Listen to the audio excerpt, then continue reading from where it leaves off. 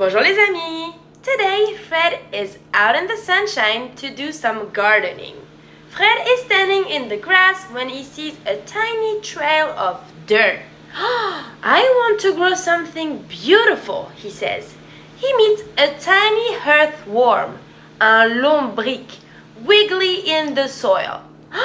To grow a flower, you need to dig a hole, says the worm. Terre means dirt or soil in French. Terre. Fred uses his paws to move the terre and drops a tiny seed. But the seed is thirsty. Next, a bright red ladybug lands on his ear. Don't forget the water, she whispers. Eau means water in French. Fred carefully pours some eau over the dirt. He waits and waits and waits, and suddenly a tiny green leaf pops up. Fred smiles.